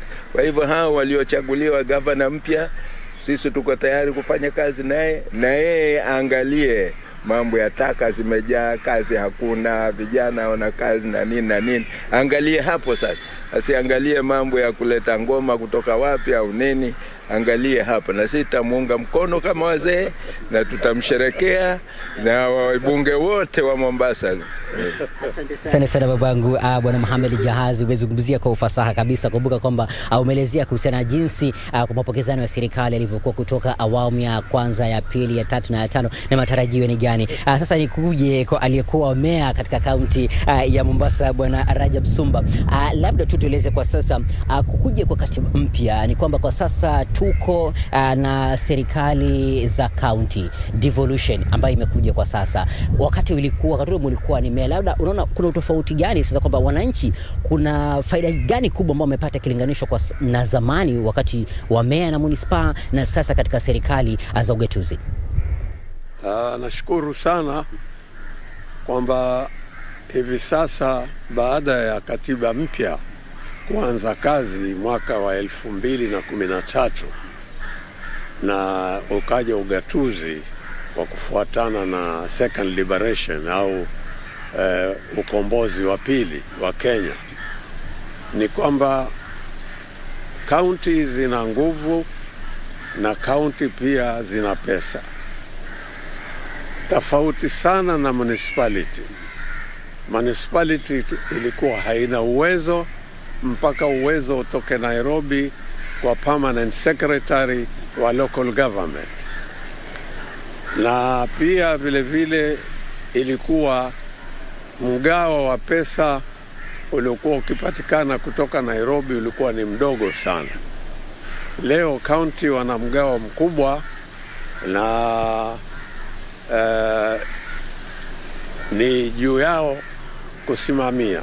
Sisi tunasikitika jambo moja, kwamba sisi pia pamoja na wabunge wetu wa zamani, sisi ambao tulikuwa ni madiwani wa zamani na mamea wa zamani, serikali imetusahau. Twakumbuka kwamba sisi hizi county government zikiingia katika mwaka wa 2013 wamekuta majengo tayari, wamekuta majumba ya estate tulojenga ya tayari, wamekuta viwanja vya michezo, wamekuta mabarabara, wamekuta kila kitu. Wao wakiingia, sisi tumeshawajengea misingi yote ambayo waweza kutukua kutoka pale na hao wakaendeleza mbele. Lakini basi mpaka leo madiwani wa zamani hawakukumbukwa katika malipo ya uzeeni. Naweza kuuliza vizuri, lakini naona tu kwamba kwa wakati haunasi, lakini masuala ambayo umeweza kuzungumzia ni masuala ya uzito na pia masuala ambayo yanafaa kutiliwa pono na serikali ambayo pia inaingia, na pia vile vile viongozi ambao wameweza kuchaguliwa kwa sasa. Ni jukumu pia waweze kuangalia kwamba wale waliotuanzishia taasisi hizi kufikia sasa hali yao ni gani na kwenda mbele tutarajia nini. Lakini shukrani sana wazee wangu kwa kuweza kufika. Ilikuwa ni kwa wakati mfupi, lakini mmefika na mmeelezea masuala mengi ambayo yanamgusa mwananchi wa kawaida, na pia vile vile kuhusiana na masuala ya serikali. Wengi hawakuwa na ufahamu kubwa labda mapokezano ya serikali kutoka awamu ya kwanza kufikia awamu ya 4 na sasa tunaenda awamu ya 5. Hawakufahamu fika labda hali kamili ama yale ambayo yalikuwa yanajikita katika masuala yote ya sheria. Lakini nasema shukrani sana kwa wakati wenu, na bila shaka ni kwamba mtazamaji, hawa wazee wangu ambao waweza kufika hapa. Kumbuka upande wangu wa kushoto alikuwa naye Bwana Rajab Sumba ambaye alikuwa ni meya katika county ama katika municipal ya jiji la Mombasa, na pambizoni kule nilikuwa naye ambaye ni Bwana Mohamed Jahazi, alikuwa naibu waziri katika serikali ya hayati Mzee Jomo Kenyatta, na pia vile vile akawa mbunge katika Mombasa ya Kati, ambapo baadaye ilibadilika na kuwa eneo bunge la Mvita. Bila shaka ameweza kuelezea fika yote ambayo yalikuwa katika serikali zilizopita, mapokezano ya serikali na matarajio yao yapo kesho tunapoingia katika serikali ya awamu ya 5. Ni hayo tu kwa sasa mtazamaji tulionayo, lakini kumbuka kwamba matayarisho ni kemkem na kabambe kule katika uga wa Kasarani, tukisubiri hafla kubwa ya hapo kesho. Wanasema kwamba ni hafla ya ndovu kumla mwanae. Kumbuka serikali nyingine itakuwa inaingia na wananchi wana matarajio makubwa. Ni hayo tu kwa sasa mtazamaji, na kwa sasa kutoka katika kaunti ya Mombasa na kuregesha moja kwa moja hadi studioni Broadcasting House kwake mwenzangu Njue. Thank you so much, Michael Mwadiga, there together with your guest Rajab Sumba, who was former Mombasa mayor, and also Mohamed Jahazi, a former MP and assistant minister in the first government of the Republic. And earlier on, we had Achola Simon live from Kericho with a seasoned politician who was former minister and also former State House Controller, that is Franklin Bet there. And ladies and gentlemen, just in case you joined us, this is KBC News Check, and we're keeping a keen eye on the journey to the fifth administration, the fifth president. Remember, as you had seen earlier on your screens, that they're just polishing up the final preparations to ensure that Kasarani is speak and span when you talk about the swearing in tomorrow early morning. So you can make your way tomorrow in the early morning. Remember, the function is enshrined in law, take place between 10 a.m. and 2 p.m. And I have been with a lady and gentlemen who have been helping us to put things into perspective here. We have the Honorable Wanjiku Muhia, who is the MP Kipipiri, and also Engineer Crispas Wadimba, who is a governance expert and also a principal consultant infrastructure projects. And maybe we've had a blend of the seasoned politicians. They're talking about how now they are looking forward to a government, a more inclusive government, and they say everything, we should now put everything aside and forge forward as one. Neck and neck, 233,000 votes is what separated President-elect and former Premier Raila Odinga. Your take on that? Well, as I frankly bet said, if your opponent is down, you don't need to follow him or her down. You need to leave him there and move on. So I am looking forward to tomorrow. The president will be sworn in, the deputy will be sworn in, they will have a chance to form their government. The discussion now will be about the future of this country, not what has happened. Whatever has happened is bygones. The only thing I would want to see is if there was elements of corruption, elements of state capture, elements of abuse of power, there should be some kind of prosecution so that those people who have committed those offenses can be found and charged. But in terms of us as a country, I think we have already moved on. If there are any people who may be behind, are the politicians. Kenyans have moved on. Our unga price has to be addressed. The cost of fuel has to be addressed. Our capacity to produce food is our biggest concern. If a country cannot feed itself, we are not a good country. So we need to be able to produce enough, feed our people, feed our children, and be able to still be a strong nation as we are as a country. We are now have elected leaders who are born after independence. Even the president was born after independence. So we are in a new dispensation. The narrative about dynasties and hustlers, let's forget about that. We are all Kenyans. Let's move forward. Let's build a nation that is inclusive, that people can work together. And Mheshimiwa, looking at the crop of leaders, they've really talked about the crop of leaders that we have now, and looking at the National Assembly and the Senate and also at the county level. You were instrumental in in the 11th Parliament, 2011 there, to ensure that the disability bill sailed through. And just for viewers, you see my colleague is Anne Wangeshu on the sign language interpretation. She was one of the instrumental legislators in enacting some of these. Might not seem quite important, but it's very important if you look at the act itself. The crop of leaders and the leadership that we have in both parliaments, of which we saw the president-elect's muscle and power in both the Senate and the National Assembly. But that's just it. We haven't even started the legislation exercise itself to see whether, well, the divisions all will be as cohesive as we saw when they were voting last week. Thank you very much. And first, allow me to say thank you, and I appreciate KBC as one of the channel which consistently, even before my bill, use the sign language interpreter. May I inform Kenyans that we have 1 million plus people who live with disability as deaf community. And for this reason, in Nyandarua we have one school which admit all children from Mount Kenya and beyond, called Engineer School for the Deaf. And this is what promoted or provoked me to come up with this bill. So I wasn't only instrumental, but this was my bill. And this was my first bill in 11th Parliament around 2014.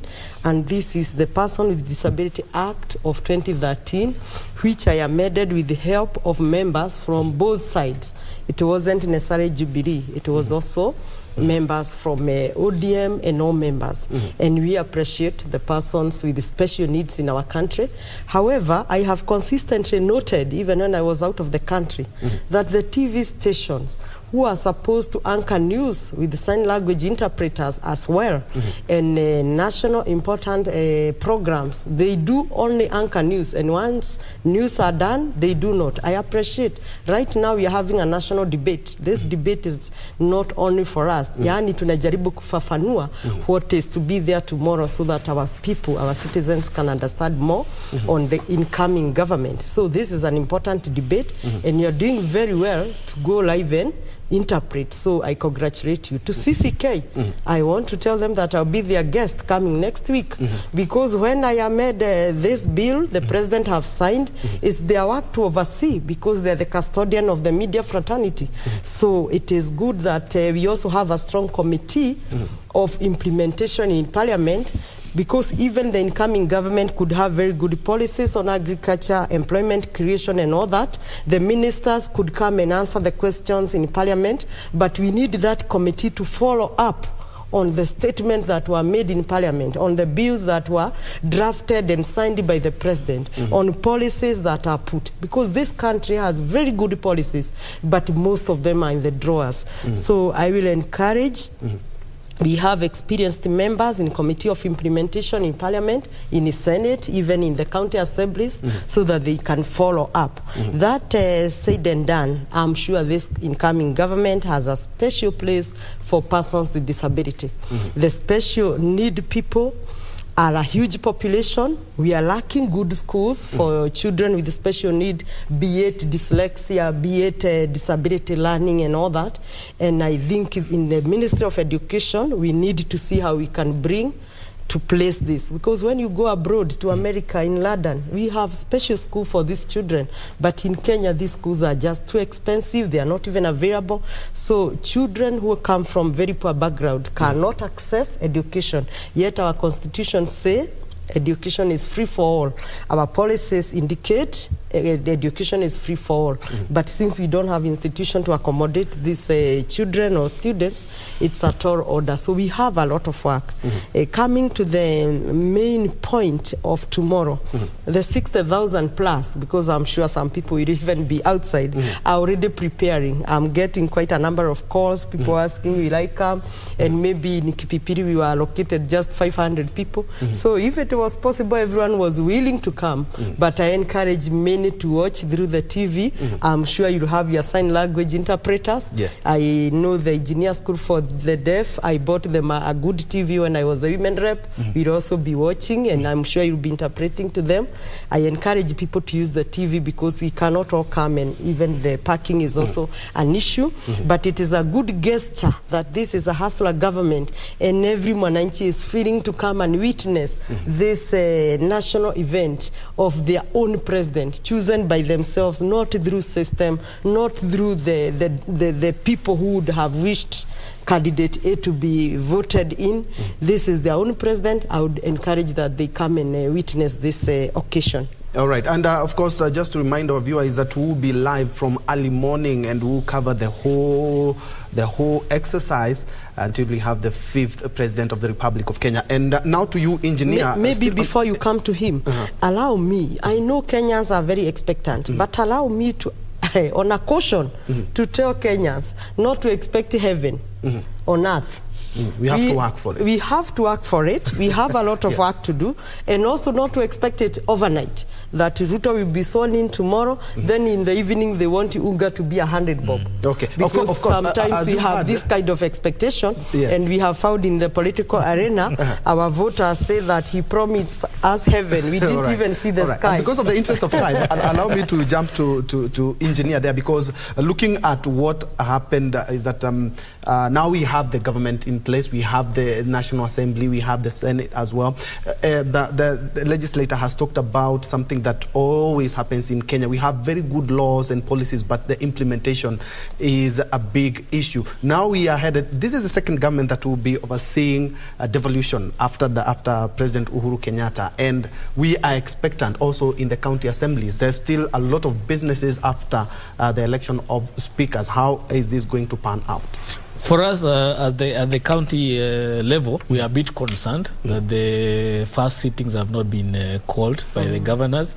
The nominated MCAs have not been gazetted.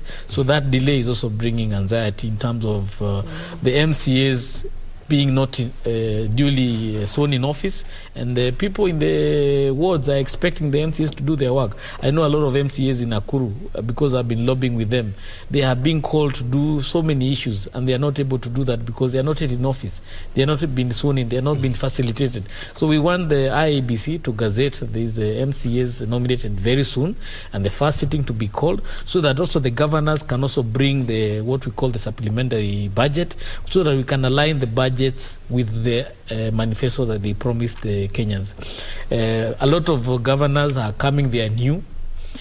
We have some who are senators, others who are MCAs, and others who are maybe getting back to their second term. So we expect the county administration to be much better than it has been the first or second term, because at least there is new breed of leadership coming on board. Like, for example, in Nairobi and Nakuru, the governors are former senators. So we don't expect them they have been in the oversight side, so we don't expect them to be people who are wasteful. They are people who are going to hit the ball rolling immediately. They know the areas where there are challenges, they should be addressed them.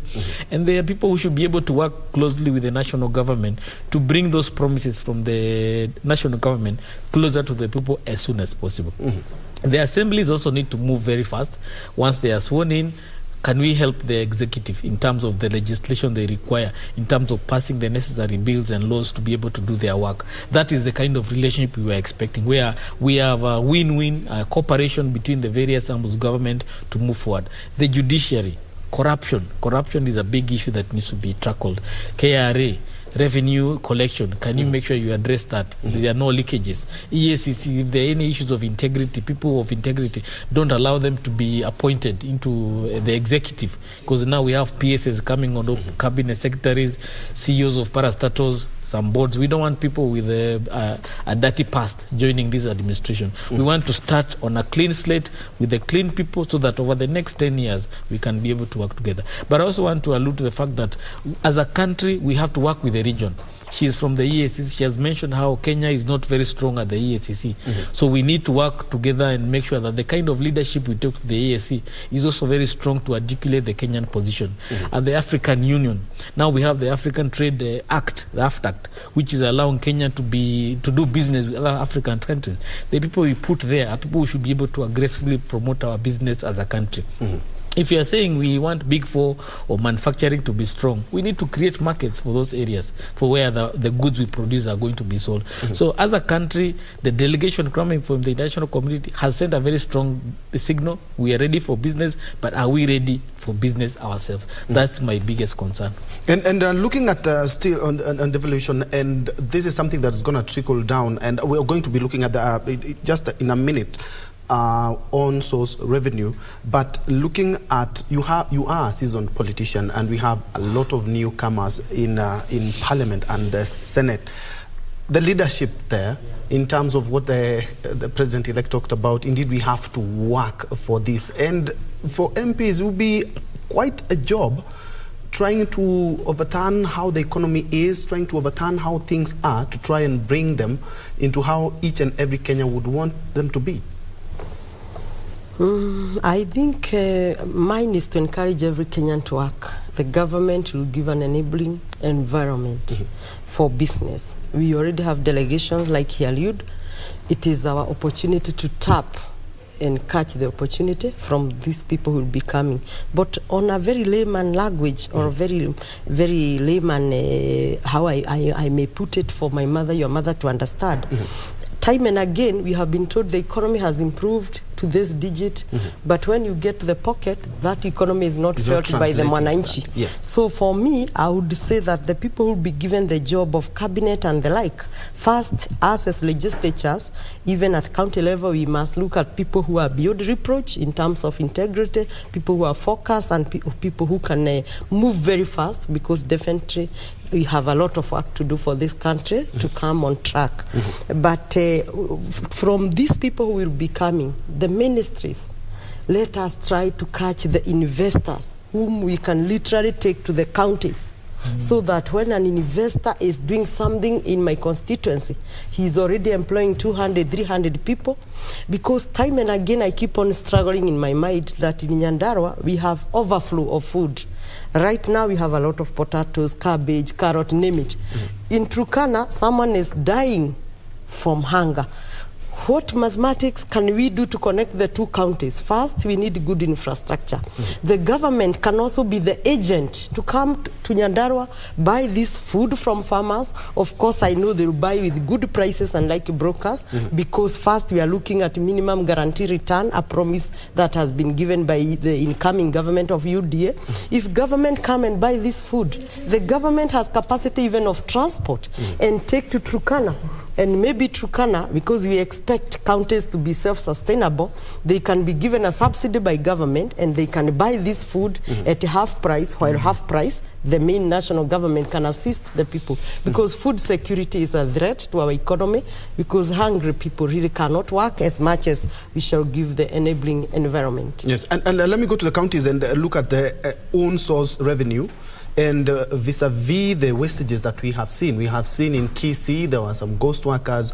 We've seen the governors are cracking the whip. This just shows Kenyans exactly there's a lot that is in the counties that need to be deciphered. Well, actually, when I was running for Senate, I mentioned the fact that I would want that those who go to Senate to come up with a bill that requires or compels the county governments to have what we call county revenue management authorities, where the collection of those revenues at the county are managed by a very independent institution like KRA, or they have their own small KRA, and that body is able to account for every shilling that is collected. And when that money is collected, it's taken to the treasury of the county, and there is a proper way of accounting for that resources. If you have heard from Makueni, from Kisii, from Mombasa, the issue of revenue collection, there are so many leakages, and the systems there have not been good enough to be able to block those leakages. So one of the things that we need to do is make sure that there are no leakages at all. At the assembly, if there needs to be any laws, those who are going to take leadership at the assembly, they need to help the governors who are in place to come up with the legislation that they require to make sure that there are no leakages or there are systems in place to help in terms of collection. When the previous administration was in Nakuru, they were able to increase their revenue collection from around 2 billion to 2.8 billion, even during the COVID times, meaning the potential for Nakuru is very high. So I'm looking forward to where the current administration is able to increase that revenue collection, but also put in place systems where we can have those leakages slid, so that the MCAs, the governors, and all those who have been elected, they can be able to deliver the promise for the people that who elected them. If we don't leak these leakages, there is nowhere we are going. We are just going to continue digging a hole, and we'll never be able to find the right solution for our problem. At the county level, also we need to make sure people of integrity are put in office. The CECs, the chief officers, and even those who are in various offices, we have to make sure they are properly vetted. So when you come to the assembly, make sure that we make sure that the MCAs are able to vet these people. They're able to ask the right questions. The various institutions like KRA, the EACC are able to provide the information that is required to seal or to block those people who have lacked integrity from being given an opportunity. So if we make sure that over the next 100 days, we have the right men and women in office, we can be assured of the next 5 years of people working and building a better country. All right, and because of the interest of time, let me give you each a minute to wrap it up. Yes, I wish to thank God this far, and I wish to call people from all parts of this country to join the teams in Kasarani. Those who will not make it to watch from home. And we thank God, and we are expecting everything to run smoothly. And we are ready to start working almost immediately, almost at 3 p.m. It's only that it is not practical. But once we have our president sworn in, ourselves, we have already been sworn in. I ask KBC to fast track the gazettement of the nominated MCAs so that the MCAs can be sworn in, they can elect their speaker, so that we don't have one part of the country like the national government working and the county is not working. We need to close this chapter of swearing in, of every other activity, and we start working, because I have already mentioned we have a lot of work to do in this country to bring water to our people, electricity connectivity to the people, roads so that they can be passable, and a caution also to our contractors. Allow me to say this to Kipipiri. We have 2 main roads, Gilgil Machinery Road. They are making the road. We appreciate the weather is not good, but please, contractors, make the road passable.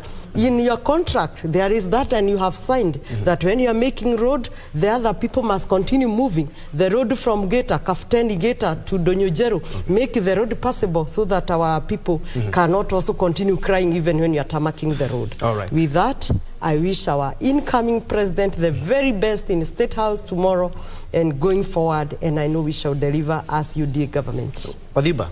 Thank you so much. First, I want to congratulate the president for being elected, and I look forward to working with him as once I'm elected as the county assembly speaker of Nakuru. I also want to encourage IBC, as she has said, we need to gazette the MCAs. There is a lot of anxiety. This is a big section of government that is not working, so we need them to be in office so they can also exercise their mandate. The many promises that have been made in this administration will only be realized when the assemblies are working, when the MCAs are working. So for them being left out, it's not fair. So I am looking forward this week, probably they could be gazetted and we can have them sworn in and they can elect their speaker. I call upon the MCAs of Nakuru, give me an opportunity to be your leader, and I will definitely deliver with you and be able to deliver the promise that you have been elected for. Thank you so much, and God bless you. Thank you. Well said. Thank you so much indeed for watching. I have been hosting the Honorable Legislator for Kipipiri, that is Wanjiku Muhia, and Engineer Crispus Wadimba, who is a governance expert as well. And he has said that indeed we need also to move with the counties. The gazettement has not yet been done, but we are hoping that this week, just like did the senators, the nominated senators at the last minute, we are hoping that that is going to be done so that we have both working national government and also working devolved units. My name is Njue. Thank you so much for watching. Of course, so many responses, but I will not be able to sample them. But thank you indeed for watching. And I'm now giving rise to the Swahili version, that is Tamrini, starting now. Thank you so much and have yourself a blessed afternoon. Anwangeshi has been our sign language interpreter. You can see her on the bottom right of your screen. Have a blessed afternoon.